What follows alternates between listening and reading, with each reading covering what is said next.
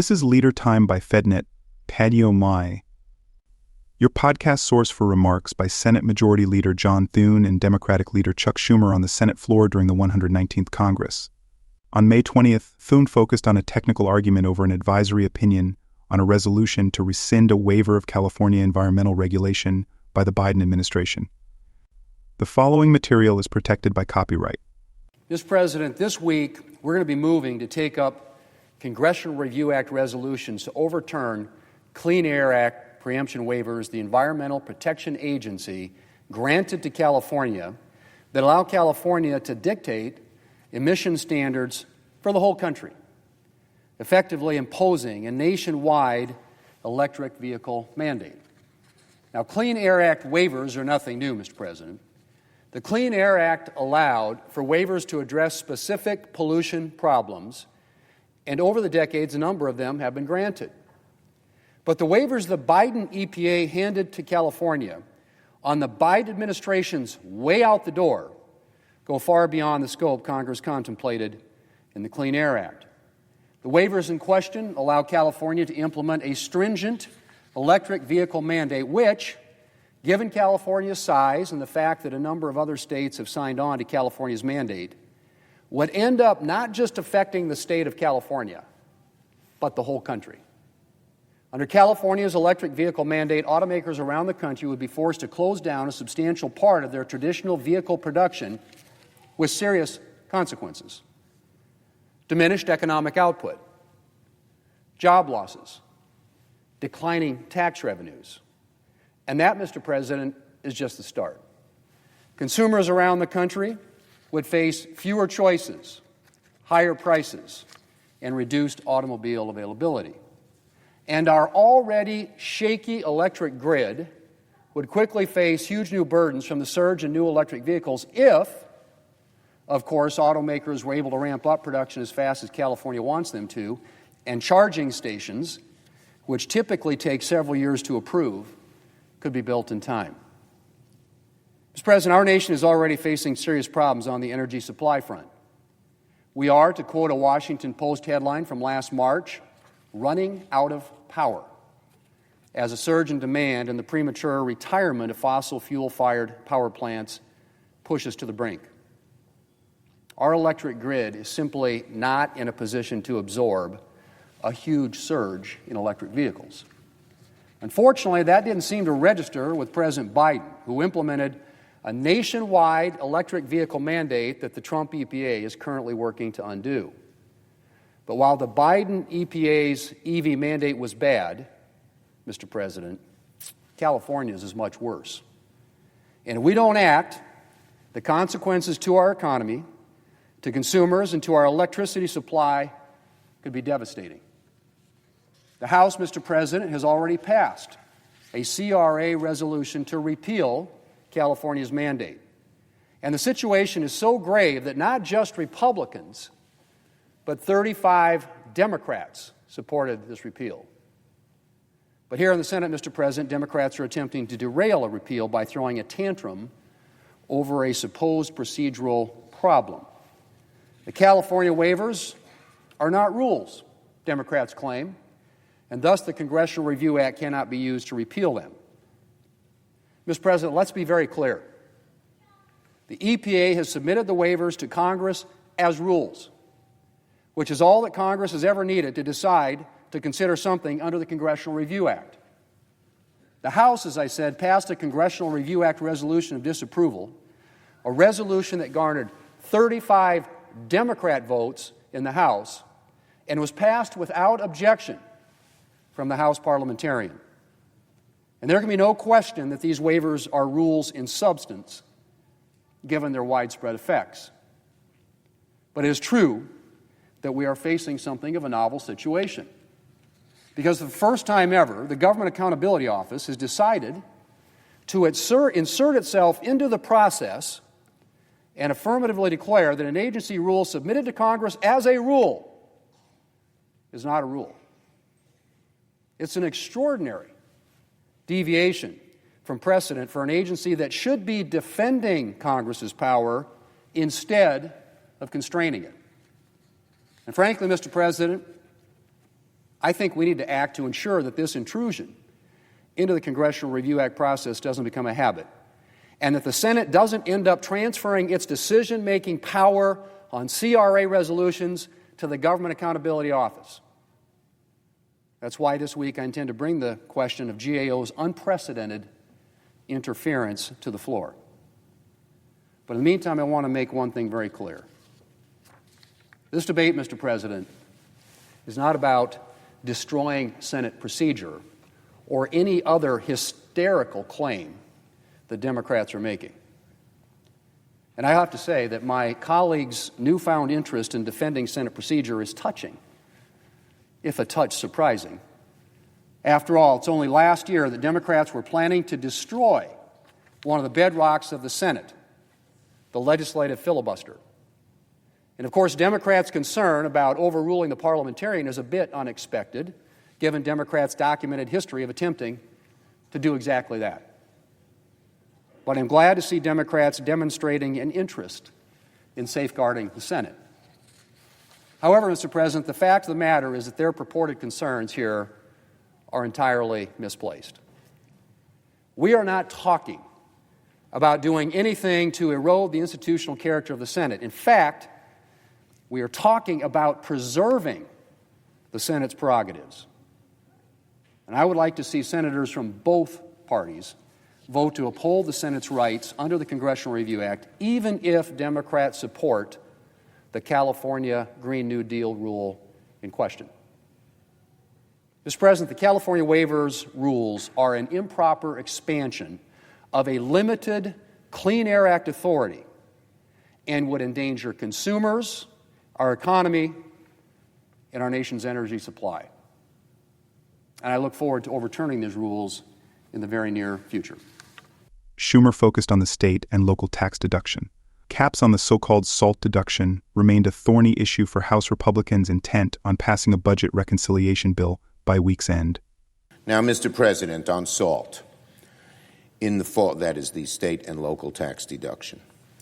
In the fall, on the campaign trail on Long Island, and in his Truth Social account, Donald Trump said this, quote, "I will turn it around, get SALT back, lower your taxes, and so much more.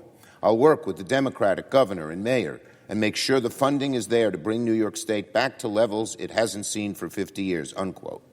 And on Long Island, Donald Trump went further. He promised to, and I quote, cut taxes for families, small businesses, and workers, including restoring the SALT deduction, saving thousands of dollars for residents of New York, Pennsylvania, New Jersey, and other high-cost states. Promising that once he restored SALT, quote, jobs and factories will pour back into New York. I know how to do it better than anybody has ever known how to do it, and we can do it so easily, unquote. This was obviously met with raucous praise. After all, it was he, Donald Trump, who created this disaster when he put SALT caps in during his first term in his tax bill that year. I was incredibly skeptical about Donald Trump's promise on Long Island. After all, this was the arsonist promising to put out the fire. Since then, many New York House Republicans have made the same promise, parroting then-candidate Trump almost every week since he's taken office. They even formed a little SALT caucus in the House. So, some may be shocked to hear that just a few moments ago, right here in the Capitol, President Trump completely reversed himself. Now, Donald Trump is against this proposal that he and many New York House Republicans campaigned on. He reportedly said this morning he will not raise the SALT cap because, quote, we don't want to benefit Democratic governors. President Trump came to the Capitol, apparently to send a message to New York Republicans. He's reversing himself and breaking his promise on SALT, just as I long warned he would do. Donald Trump apparently says he now opposes SALT because it would only benefit Democratic governors. What about New York taxpayers? What about the police and firemen and teachers who are paying higher taxes because of SALT on Long Island and the Hudson Valley throughout New York State? Or the millions of taxpayers across the country impacted by Trump's illogical move to do this in his first term? Does Donald Trump give a damn about middle-class New Yorkers, particularly in the suburbs, who are paying more taxes because of the SALT cap? Apparently not. When Trump came to Long Island and talked a big game about restoring SALT relief, I called it a farce. It was actually a lie. And today he has proved himself a liar and has seemingly played New York Republicans for fools. If New York Republicans don't stand up to Donald Trump right now, they will look like fools. They have said over and over again that they're going to fight this horrible SALT cap, which hurts so many New Yorkers, so many in their own districts. They have said they will fight to the end. Will they stand up now to Donald Trump or cave while disappointing millions of New Yorkers? On the Babbitt settlement, I am deeply disappointed that the Republican leader did not condemn the Trump administration's most recent attack on our beloved Capitol Police. I'm appalled and disgusted at the disrespect the Trump administration is showing to the Capitol Police by awarding $5 million to the family of Ashley Babbitt, who broke into the U.S. Capitol on January 6th. And I am appalled and disgusted at the thought that my colleagues on the other side of the aisle support Trump's decision. Awarding the family of an insurrectionist $5 million is an insult to first responders, those who are in the Capitol and those everywhere. It sends a sickening message to police and all other first responders throughout the country. When it matters most, Donald Trump will turn his back on you. On fentanyl, Donald Trump promised on the campaign trail he would hold the Chinese government accountable to stop the fentanyl crisis. Over 100 days into office, Donald Trump has failed on both accounts. Meanwhile, Donald Trump has also handed over all leverage to China through his stupid trade war. And now he's trying to gut key State Department programs that curb the flow of fentanyl into America. Today, I join 3 of my colleagues in demanding Secretaries Rubio and Bessent use all possible diplomatic tools to push the People's Republic of China to take immediate action to stop the flow of fentanyl into America. This administration should also scrap the misguided 91% cut, 91%, to the State Department's international narcotics control and enforcement programs included in the President's budget proposal. Instead of working to hold China accountable and stop this crisis in its tracks, the Trump administration has waged a destructive trade war with China and blamed allies like Canada for our fentanyl problem. And now Donald Trump's budget is trying to gut key programs that could actually do something about the problem. So specifically, I urge the Trump administration to, first, push the Chinese government to do 3 things: do a better job policing illicit fentanyl and precursor chemical trafficking, increase precursor scheduling, and stop the illicit financing of precursor chemicals in China. We need commitments on all 3 points. Second, the Trump administration must use every diplomatic tool available to stop the flow of fentanyl into America. And finally, the Trump administration must immediately end cuts to programs that actually address the fentanyl crisis.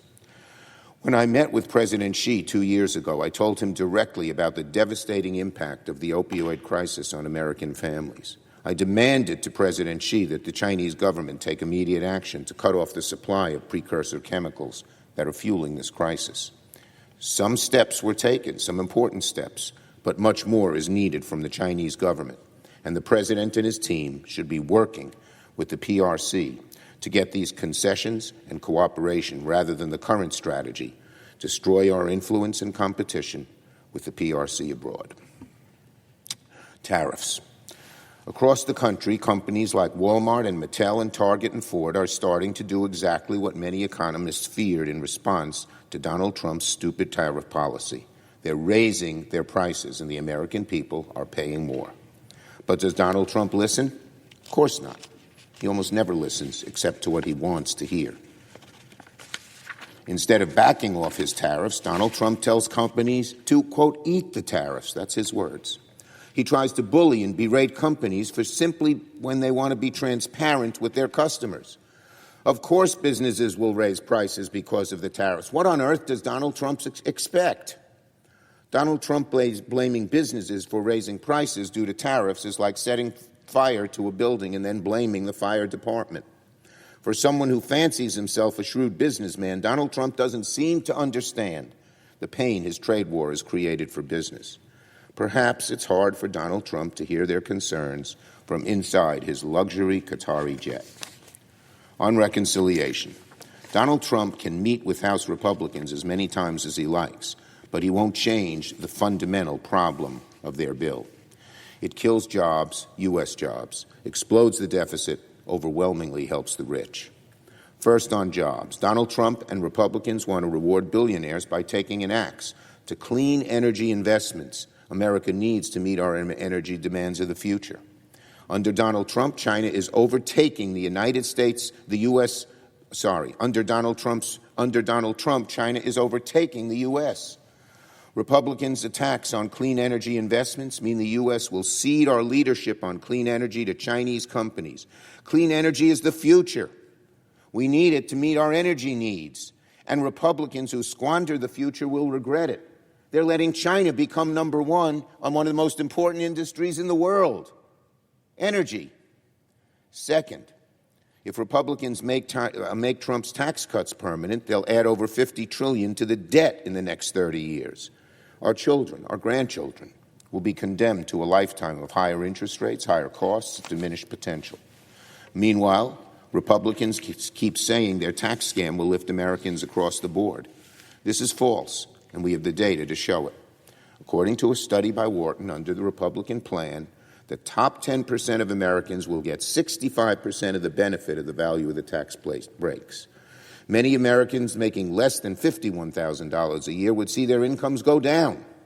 Many working families in the first income quartile will take a $1,000 hit, and the national debt will increase by $4.6 trillion over the next decade. That is in addition to, again, the potential $50 trillion over the next 3 decades if these tax giveaways are made permanent. That's the formula for the Republicans' big, beautiful bill. Billionaires win, working families lose. And finally, on Equinor. Yesterday, after weeks of fierce backlash, the Trump administration backed off its unjustified work stop order for Equinor's Empire Wind off the coast of Long Island. I'm really glad the administration backed off. For weeks, I worked with Governor Hochul, Equinor, and pushed Secretary Lutnick to release their report explaining there's the work stop order.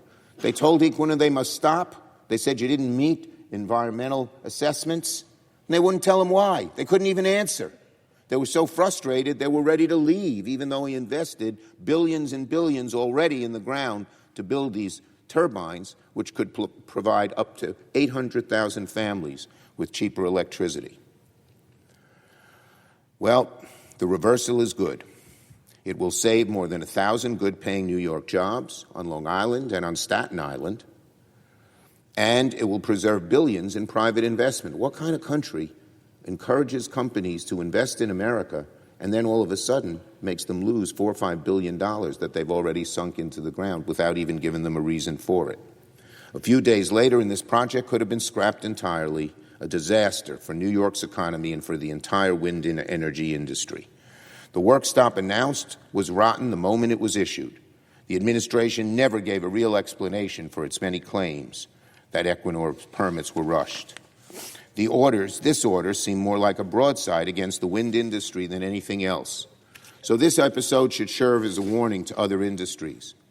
Donald Trump may try to push you, but if you push back, he will back off. I say that to all the wind and solar folks who are producing and are about to produce good, clean, low-cost energy.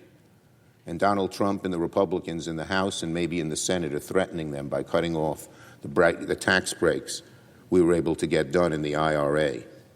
Now that this order is lifted, billions of dollars in private investment will once again flow into New York. Thousands of New Yorkers and offshore wind supply chain workers across the country can get back to work. Construction can continue on a project that will power 500,000 homes, and we can proceed on one of the biggest, most significant offshore wind projects in the country. Thanks for listening. Subscribe and tell your friends about us. This program is copyrighted by Federal Network, Incorporated, and provided only for informational and educational purposes.